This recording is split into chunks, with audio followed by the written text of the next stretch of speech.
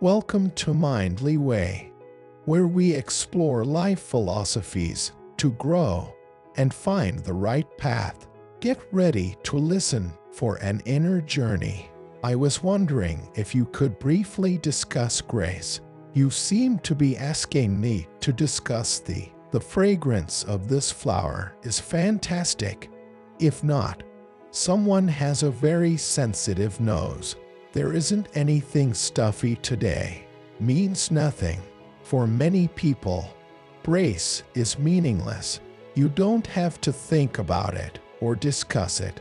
Grace unaware. Simply put, it's if you are overly self-satisfied. You can be unaware of grace in the sense that you don't even need to go to school to learn about planets, the solar system, galaxies, and other things.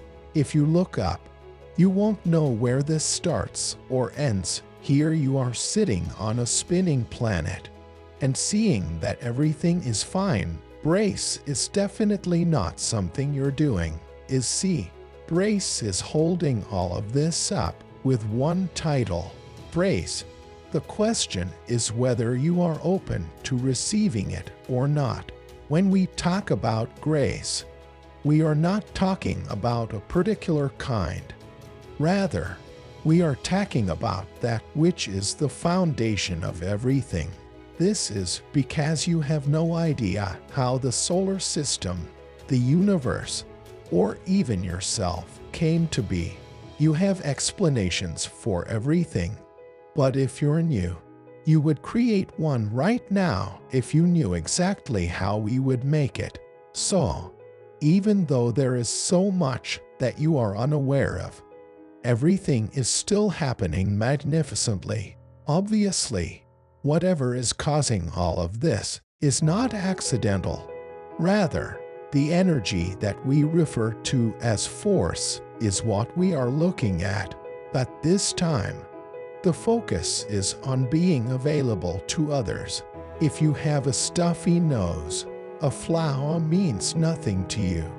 If you're blind, light means nothing to you.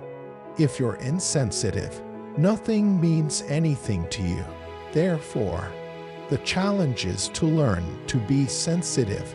The majority of people are ego-sensitive, but they're not life-sensitive at this point.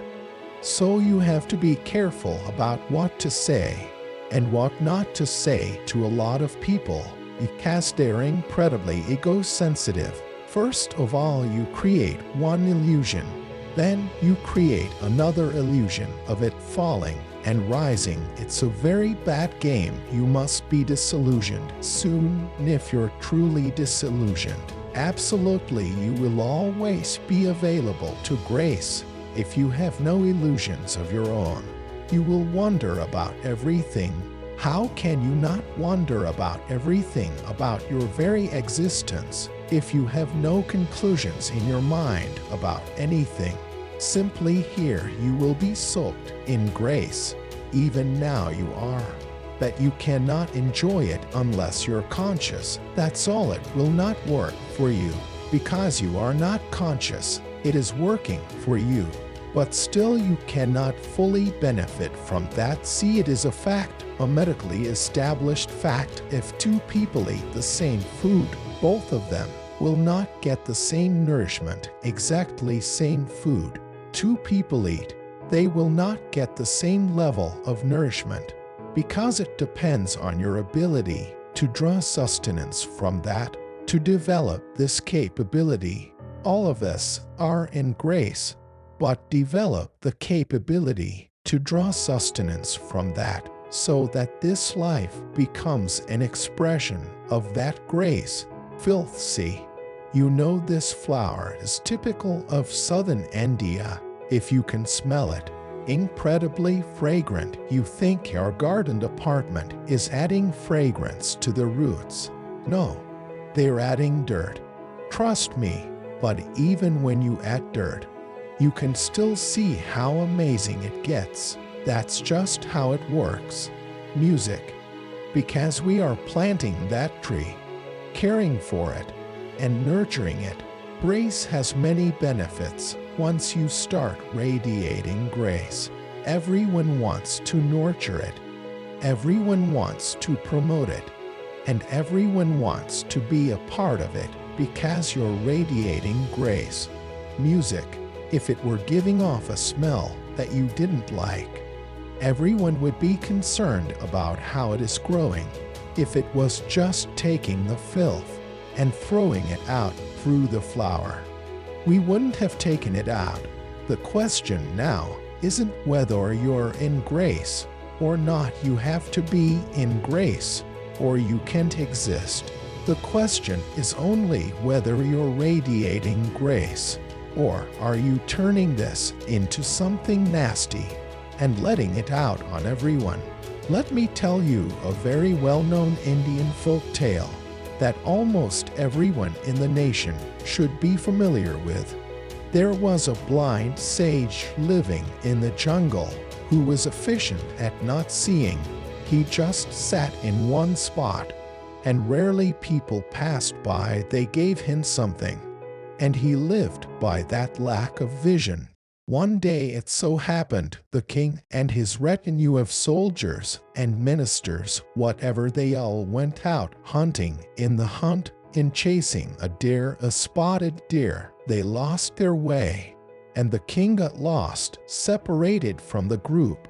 Because the king has the fastest horse, the best one, he writes. So he went away ahead of them and got lost. They were all searching.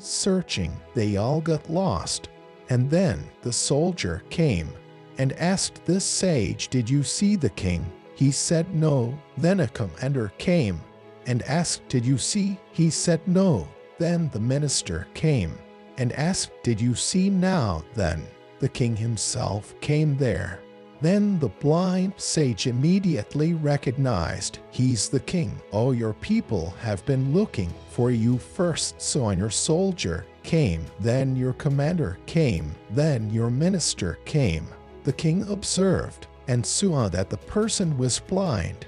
And then he asked, "What divine being? How do you know that first it was a soldier, then the commander, then the minister?" The sage said, "Well, the first one who came had a blind one. Did you see our king coming here? Did anybody come this way? So I knew he must be your soldier." The second one spoke with authority but without respect.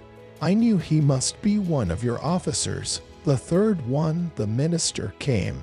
He spoke with great respect. "So I thought you must be a minister. Now you came, now you touch my feet and refer to me as the divine one. You must be the king, whether you eat food or breathe or drink water, anything, it is grace. Otherwise have 2 parts of hydrogen and 1 part of oxygen becomes life, making water.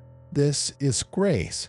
Okay, you can explain it, but you don't know why this is happening, do you? Grace is the only thing that's happening. Now, when you drink, eat, or breathe this, will you also radiate grace? Because you have already conceived, consumed, and must conceive grace and radiate grace. Sadly, people who take great things into themselves often turn them into nasty nonsense and let it out. But observe the tree, you give it dirt, and that gives it fragrance, and realize that when you follow its lead, you will radiate grace. Therefore, the question is not whether you are in grace or not. Every creature is in grace, but rather, is it possible for you to emanate the grace that you consume?